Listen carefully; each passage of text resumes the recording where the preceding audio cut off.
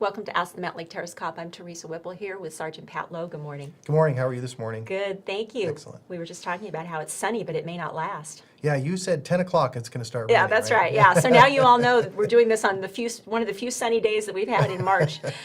So let's talk about an issue that I think a lot of us get stressed out about, and you actually told me that you as a police officer get stressed out about that, and this is when you have a police officer pull you over for something.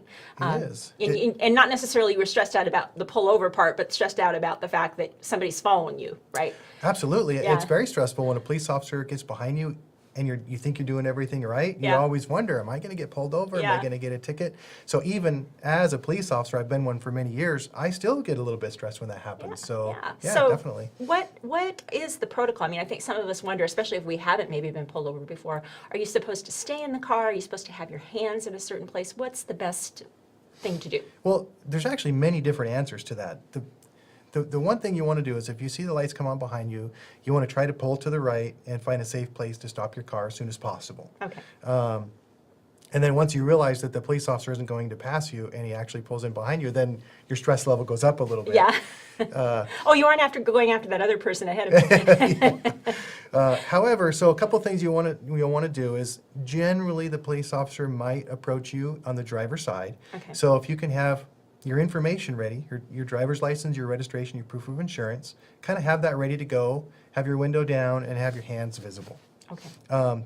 That's probably the best approach. And however, there's things that could happen that would change a situation. And for example, if you're on a busy road, the officer may come around and approach you on the passenger side of the car. Right. And that catches people off guard a little bit. Just roll down your passenger window and speak to him that way. Oftentimes the state trooper might be one that'll do this because Yeah. if they're on the freeway, they don't want to be Right.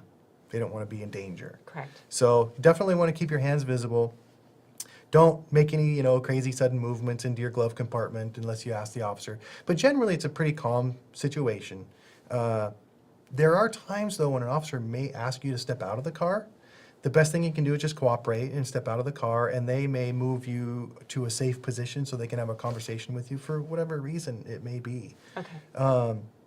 So just the best thing you do is cooperate with the officer. Okay. If the officer says that he doesn't need your additional information, then fine. And just give him your driver's license or whatever he needs. Okay. And something I've often wondered is if you're on a roadway that may be busy and there isn't a lot of shoulder, is it better to try to find like a parking lot or something that you can pull into as opposed to just being on the roadway? Is that preferred? Yeah, that's definitely preferred. And the police officers are generally trained to turn their lights on when they know you're getting ready to be in a safe area to pull over. Oh, and so that's a signal. That's a signal. So All right. although sometimes that doesn't happen, however, a police officer should be able to understand this is a safe place for this person to pull over, so I'm going to turn on my emergency lights now. Got it. But if you have to drive an additional, 25 yards or something to get into a parking lot or off the roadway, that's definitely preferred. Okay. Oftentimes, though, people will just continue driving slowly. Yeah, I've seen and that it keeps happen. going. And if that happens, then police officers wonder, why is this person not pulling over when there's been several places along the way where he probably could have? Yeah. So that may amp up the stress level of the officers Yeah. and the citizens and maybe get more police officers there. So yeah, just the first safe place you can pull over is the best. Okay, good. Thanks. Okay. We'll be back again soon with another episode of Ask the Mountlake Terrace Cop.